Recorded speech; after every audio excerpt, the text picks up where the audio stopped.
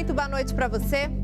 Um homem suspeito de cometer pelo menos 4 homicídios na capital foi preso pela Polícia Civil. Entre as vítimas do criminoso estaria um jovem com síndrome de Down. Na delegacia, o suspeito não quis mostrar o rosto, mas nesta foto dá para ver quem é Celso Petronilo de Jesus, de 28 anos. Segundo a polícia, é ele o responsável pela morte de 4 pessoas, todas com dívidas de drogas. Nós conseguimos indiciá-lo em 4 homicídios na mesma região, tudo em razão do tráfico de drogas, 4 homicídios de vítimas fatais, mais uma tentada. Segundo a polícia, Celso era o chefe do tráfico no bairro São Geraldo e há anos cometia crimes na região. Matava quem fazia dívidas com a boca de fumo e não pagava. Muitas dessas dívidas giravam em torno de R$50. O que nos chateou bastante foi essa covardia com que ele faz de matar um familiar no lugar quando não acha o alvo. Segundo a polícia, em um dos crimes, Celso foi até a casa de um devedor e, como ele não estava, acabou matando o irmão que tinha síndrome de Down. Outra crueldade, de acordo com a polícia, foi a morte da namorada de um outro devedor que não tinha nada a ver com o tráfico. Na época, ela foi enterrada como indigente. A foto está sendo divulgada para que parentes ou amigos possam reconhecê-la. A polícia continua as investigações para descobrir outras vítimas do traficante. Nós conseguimos, com certeza, outros homicídios ali daquela região de moradores de rua, principalmente, podem ser ainda atribuídos a ele. A Justiça de Minas aceitou a denúncia do Ministério Público Estadual contra o cantor Vitor Chaves e agora o sertanejo é réu no processo por contravenção penal que envolve a suspeita de agressão contra a mulher dele. Na semana passada, a Polícia Civil concluiu o inquérito e indiciou o cantor por vias de fato com base em depoimentos e imagens das câmeras de segurança do prédio onde o casal mora. Vitor nega as agressões e disse que teve um desentendimento com a esposa que estava fora de si e precisou ser contida. O processo corre em segredo de justiça. Um motoqueiro suspeito de um assalto acabou batendo em um veículo hoje de manhã e tanto o carro quanto a moto acabaram pegando fogo no meio da rua. Quem tem as informações é o repórter André Salles. Boa noite para você, André. Conta pra gente onde foi esse acidente. Boa noite, Gisele. Boa noite para todo mundo. Pois é, esse acidente foi no bairro Serra, aqui na região centro-sul de Belo Horizonte, inclusive na rua Estevão Pinto, bem próximo a um hospital. A gente tem as imagens aí, ó, e dá para analisar, olha só. O susto por ali foi muito grande, porque além do acidente, como você disse, teve um incêndio em seguida. E aí, como se não bastasse isso, uma história para lá de diferente, de estranha e de inusitada. O que aconteceu? O motociclista, né, que conduzia então essa moto, ele tinha acabado de sair de um assalto. Ele tinha acabado de assaltar ali, estava fugindo desse local e decidiu roubar então o condutor do veículo. E aí, nesse momento, né, houve a colisão, claro, entre a moto e entre o carro. O carro arrastou essa motocicleta aí por mais de 50 metros e o incêndio começou. Então imagina só a reação do pessoal ao lado de um hospital, em uma rua movimentada, como a gente sabe que é Estevão Pinto, todo mundo bastante assustado, claro, primeiro pelo incêndio, o fogo sempre assusta, também pelas condições dessa história, né? Ou seja, um assaltante que estava fugindo, a motocicleta dele ficou completamente destruída, então tudo isso alterou e muito a rotina ali no bairro Serra, em toda essa região, com essa história inusitada, né, Gisele? Um motociclista que tinha feito esse assalto, saindo aí, acabou aí tendo toda essa história com o condutor do veículo, né, Gisele? Pois é, André, que coisa, chama atenção que ao colidirem eles pegaram fogo, né? O que será que aconteceu? Pois é difícil analisar, né, porque provavelmente o que a gente tenta imaginar é que o condutor do carro, assustado, acabou arrancando, levando a motocicleta com ele, e aí nessa colisão começou o incêndio. Todo mundo ficou muito assustado, a gente vê aí, o carro ficou muito danificado, a motocicleta também, mas fica então esse susto aí para quem passou pela região. Nossa, obrigada pelas informações, viu, André? Boa noite para você. Boa noite. Um piloto de paraglider de 31 anos está em estado grave na UTI do Hospital Alzira Velano, em Alfenas, no sul de Minas. O piloto caiu com o equipamento na tarde desse domingo no Lago de Furnas, próximo à cidade de Fama. Imagens de celular gravadas por um cinegrafista amador mostram o momento em que o piloto perde o controle e começa a girar em espiral. Ele sobrevoava o Lago de Furnas e, segundos depois, é possível ver o momento em que ele atinge a água. Segundo o hospital, ele sofreu vários ferimentos e teve um princípio de afogamento.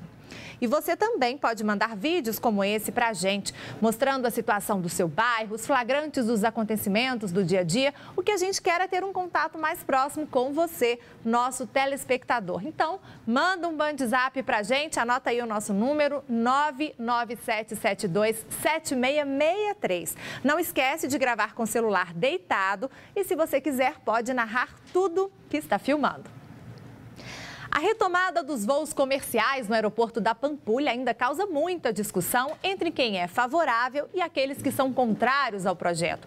A proposta voltou a ser discutida pela Prefeitura de BH neste ano, mas gera dúvidas entre moradores do entorno, o setor hoteleiro e a concessionária que administra o aeroporto de Confins. Nos últimos anos, muita especulação gira em torno da reabertura do aeroporto Carlos Drummond de Andrade, mais conhecido como Aeroporto da Pampulha. De um lado, executivos, taxistas e alguns passageiros que defendem a liberação de voos no aeroporto para capitais mais próximas, com o argumento de ganho de tempo nas viagens a negócio para a capital mineira. Só pelo tempo de deslocamento daqui até Confins, às vezes é muito maior do que o voo que eu vou fazer. Às vezes eu vou muito para São Paulo. Então, muitos voos de São Paulo demoram 50 minutos, 55 minutos e o deslocamento até lá 1 hora, 1h30. Em São Paulo ia ser maravilhoso, saindo da Pampulha. E o prefeito Alexandre Calil defendeu a reabertura para voos de grande porte através de publicações nas redes sociais. Belo Horizonte precisa de um aeroporto. Precisamos reativar o aeroporto da Pampulha, Carlos Drummond de Andrade. Vamos lutar por isso, escreveu, reacendendo a polêmica. De outro lado, a população vizinha ao aeroporto, que é contra qualquer tipo de aumento no número de voos, principalmente por conta do ruído das aeronaves e por acreditarem que o local não comporta o fluxo de pessoas e veículos. O voo de jato para cá, ele vai trazer, além da poluição sonora e da poluição ambiental, ele vai trazer problemas com o trânsito e ele vai trazer até problemas operacionais. E a gente tem que ver que uma aeronave, para decolar às 7, ela tem que estar pronta às 6 e ela começa o preparo às 4. Então isso aí traz um barulho muito grande para os moradores. Além disso, as aeronaves, vamos supor, da Gol que vierem para cá, elas terão um movimento de tratores como esse que nós estamos ouvindo agora. Esse aeroporto, ele é da década de 30 e ele mantém quase a mesma estrutura até hoje. Atualmente operam aqui do aeroporto da Pampulha somente aviões de pequeno porte em voos regionais e privados. Esta empresária do ramo de hotelaria acredita que tal medida pode prejudicar o desenvolvimento e jogar por água abaixo todo o investimento feito no aeroporto internacional de Confins. O aeroporto de Confins acabou de receber quase R$1 bilhão de investimento. Esse investimento precisa ser respeitado. As pessoas estão viajando do sul do país, do norte do país para Belo Horizonte para se conectarem aqui com o mundo. Esse é o nosso planejamento. Eu conversei com os proprietários dos hotéis da Pampulha, eles também são contra. Então, os moradores são contra e a gente só precisa esperar mais 10 anos para ter o maior aeroporto do Brasil. E as pessoas, por favor, voem em Confins e retornem o investimento que lá foi feito. Em nota, a ANAC informou que atualmente existe um processo em curso, aberto pelo operador aeroportuário da Pampulha, para que seja retomada a operação de voos com aeronaves mais exigentes, com maior porte. A área técnica da agência está analisando a documentação encaminhada e deverá dar um parecer quando finalizar a análise. Foi publicado hoje o edital do Enem e tem várias mudanças na aplicação da prova neste ano. A gente fala disso a seguir. E foi enterrado o corpo da mulher sequestrada em um estacionamento e depois morta, enforcada com um cadarço de tênis. O caso a gente mostra já já.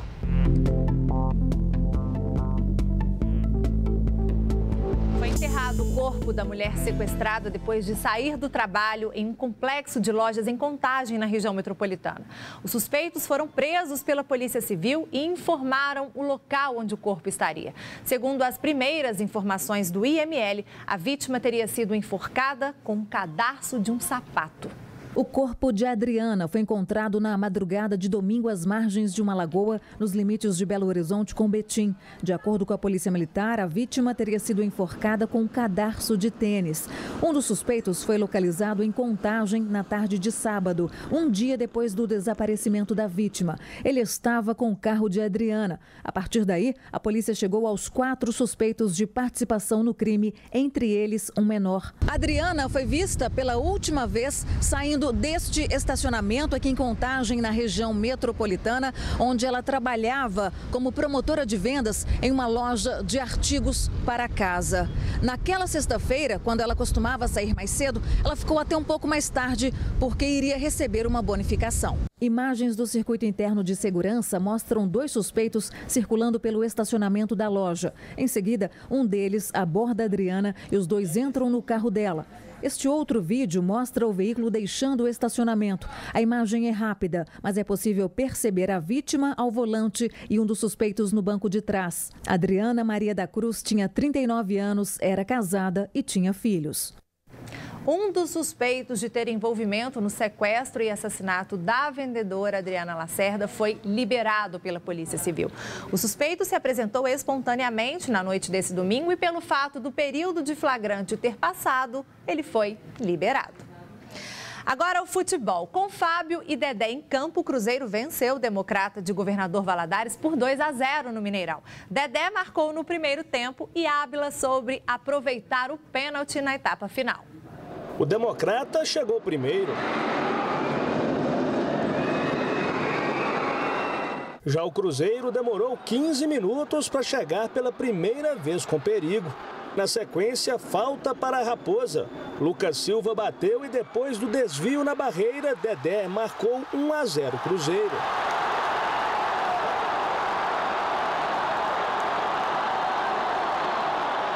O time celeste continuou no ataque e Marcos Vinícius bateu por cima. Na segunda etapa, de novo Dedé, mais uma vez em jogada de bola parada, quase marcou. Até que aos 27 minutos da etapa final, pênalti de Gerley em Ábila. Cartão vermelho para o zagueiro do Democrata e bola na rede. Cobrança perfeita do argentino Ábila, 2-0 Cruzeiro. E quando a Pantera chegou, Fábio, que não atuava há quase 7 meses, mostrou que está de volta.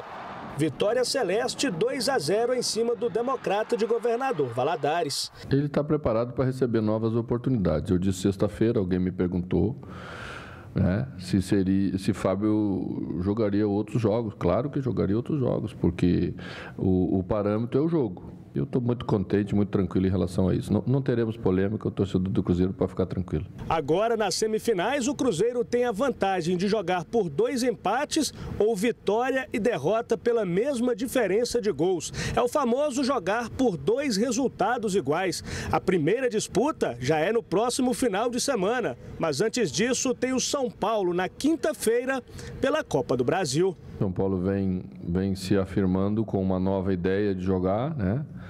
E nos últimos jogos já solucionou um problema que certamente incomodava, que era sofrer gols em todos os jogos. Nos últimos 3 ou 4 já não sofreu. Então nós esperamos um jogo bem duro, sim. A Caldense venceu o Atlético de virada por 2-1 pela última rodada da fase de classificação do Campeonato Mineiro. Vamos aos melhores momentos da partida. Na estreia do novo uniforme alvinegro, o Galo com o time reserva saiu na frente com esse gol de falta de Marlone.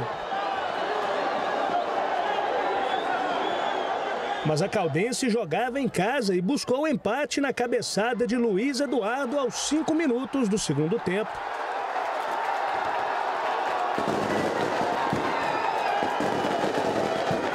E a veterana gostou do jogo.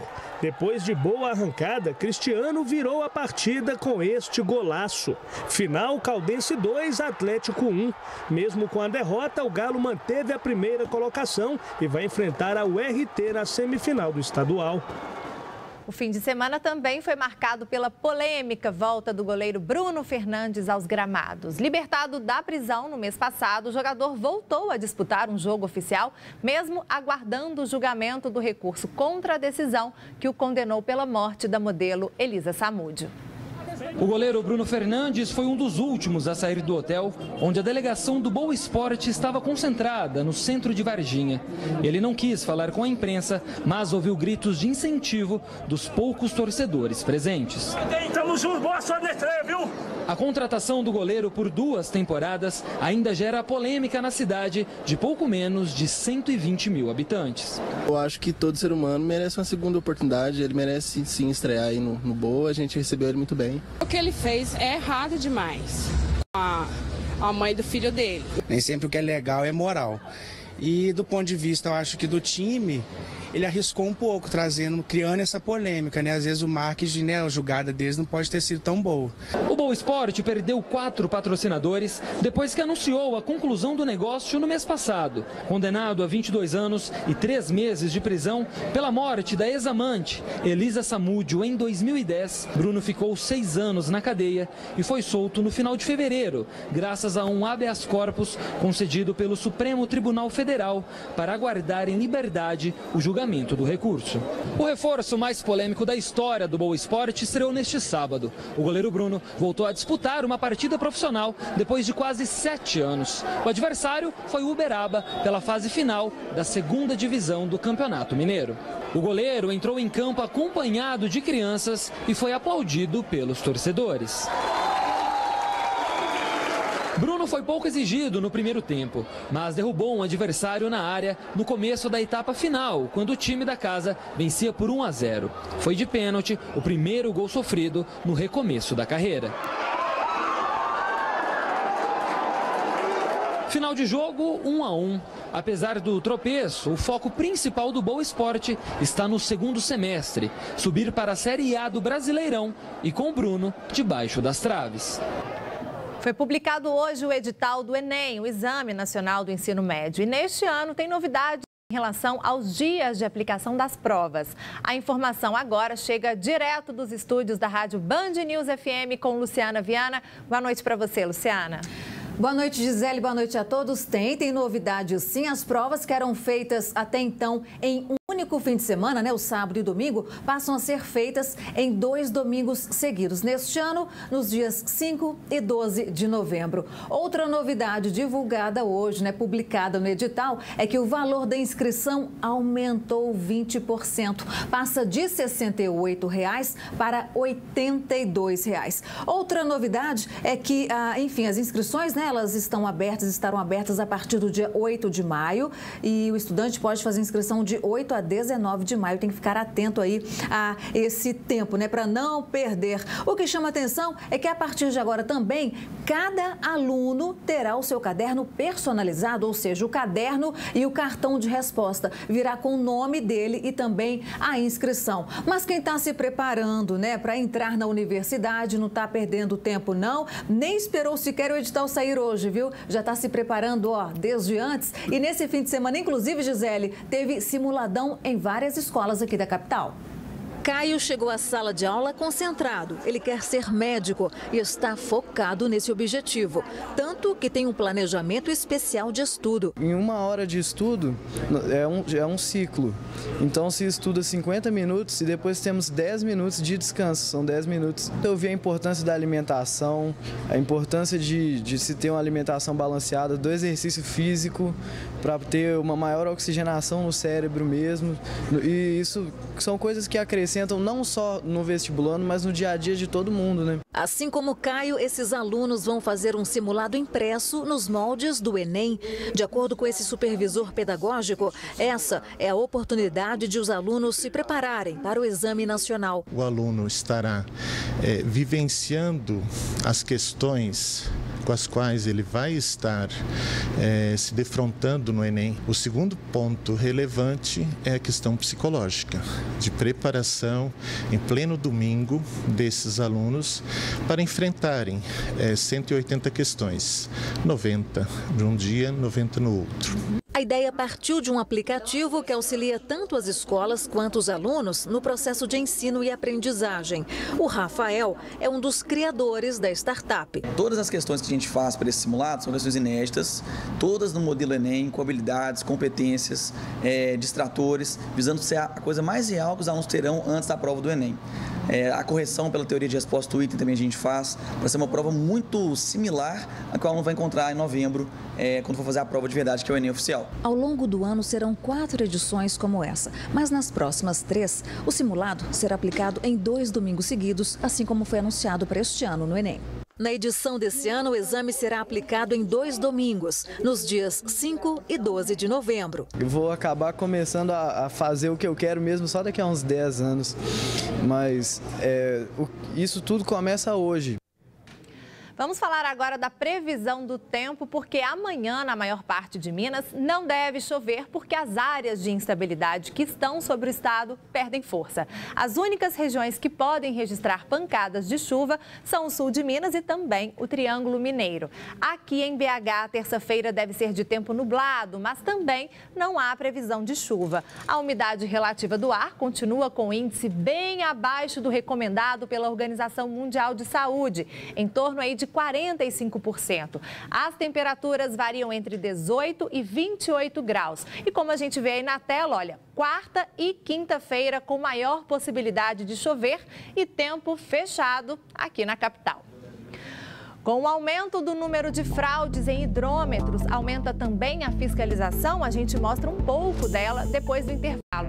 E atenção, motorista, a gasolina está mais barata aqui em BH. Dá para encontrar valores mais em conta e a gente vai te contar onde pagar mais barato daqui a pouquinho.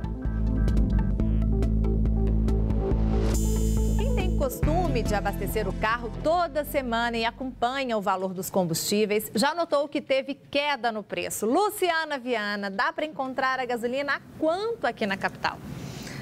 Dá para encontrar com preço bem mais em conta, Gisele, 5% mais barato, viu? Essa é a média aí, né? O preço médio do litro da gasolina em Belo Horizonte, segundo pesquisa do site Mercado Mineiro. O menor preço encontrado foi de R$ 3,35 e o maior de R$ 3,99. Os preços mais em conta estão naqueles postos da região noroeste de Belo Horizonte e os mais salgadinhos estão na região centro-sul. É preciso pesquisar porque a variação a gente viu aí é grande, né? De R$ 3,35 a R$ 3,99. Agora, uma novidade aqui, segundo a pesquisa também, né, do site Mercado Mineiro, feita em 130 postos entre janeiro e abril desse ano, mostra uma queda no preço também do etanol, uma queda de 9% no preço do litro do etanol. Ou seja, daqui a pouquinho, muita gente vai voltar, né, a abastecer o carro com o etanol, viu, Gisele? Tá certo, Lu. Obrigada e boa noite para você. Boa noite. E ainda falando dos combustíveis, eles ajudaram na queda da inflação, que perdeu força novamente em março. A taxa registrada no primeiro trimestre deste ano ficou abaixo de 1%. Essa é a menor taxa registrada desde o início do Plano Real, há 23 anos. Tem motorista mais animado para tirar o carro da garagem. Abastecer está mais barato. No mês passado, o litro da gasolina baixou de preço e a queda do etanol foi maior ainda. O bom é porque você pode rodar mais, né? Baixou o preço do combustível, mas pode baixar mais. Os combustíveis ajudaram a inflação a ficar ainda mais baixa em março. O índice oficial ficou em 0,25%, inferior a fevereiro. Com isso, a taxa do trimestre foi a menor desde a época do Plano Real, em 1994. E o IPCA, em 12 meses, está praticamente empatado com a meta do governo para este ano.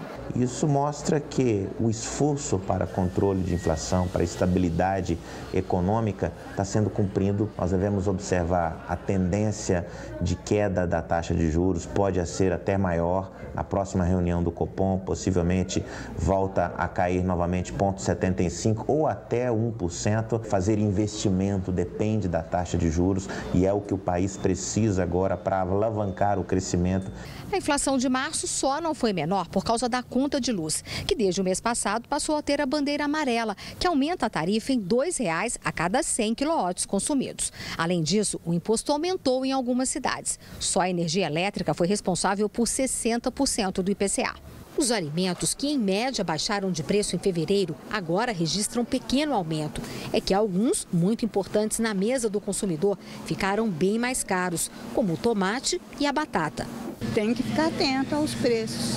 Se num lugar está caro, vai em outro. Entre os produtos que ficaram mais em conta, o feijão foi o grande destaque. Diante desse sobe e desce de preços, Simone oferece fidelidade ao supermercado que tiver a melhor oferta. Eu vou guardando os lugares onde costuma ser tal mercadoria, ser mais barato naquele lugar. Aí quando eu preciso, hoje eu descobri que o leite que eu compro aqui é bem mais barato. Vou voltar a comprar aqui. Tem que ter boa memória também. Estreou nesse sábado o programa DNA aqui na tela da Band Minas. Paulo Navarro recebeu o presidente da FIENG, Olavo Machado, e descobriu um pouco mais da vida dele fora do trabalho. Qual é o seu DNA, né? Bom, o meu DNA... O que ele tem, a base dele? Não, é cultivar amigos. Felizmente eu tenho muitos, né, e prezo muitos e tenho o privilégio, né, de ter pessoas sempre ao meu lado. Eu sempre aprendi desde cedo que são os amigos que fazem o prazer da vida. Não é bem, não é dinheiro, nada disso. O Olavo Machado é uma pessoa que espera fazer o bem, né, que tem a pretensão de ser entendido pelos outros e sempre preocupado em que a gente possa valorizar as coisas de Minas e as coisas do Brasil. Você vai colocar o que na sua lápide ali, no seu jazido ali? Estou indo contrariado. O programa DNA vai ao ar todos os sábados, às 6:50 da noite. Gente, só uma correção. Antes do intervalo, a gente prometeu a matéria sobre a fraude nos hidrômetros e a fiscalização que acontece no Triângulo Mineiro. Ela será exibida amanhã. E a gente volta com a Luciana Viana, porque ela tem uma imagem linda para mostrar para a gente, né, Lu? Bom, Gisele, aqui no aquário, né, da Band News FM, eu estou tendo aqui uma visão privilegiada da lua, linda, cheia, mas quem está em casa também acompanhando a gente vai poder ter essa vista maravilhosa da lua cheia de hoje, com 98% de visibilidade. Boa noite. Boa noite, gente. Até amanhã.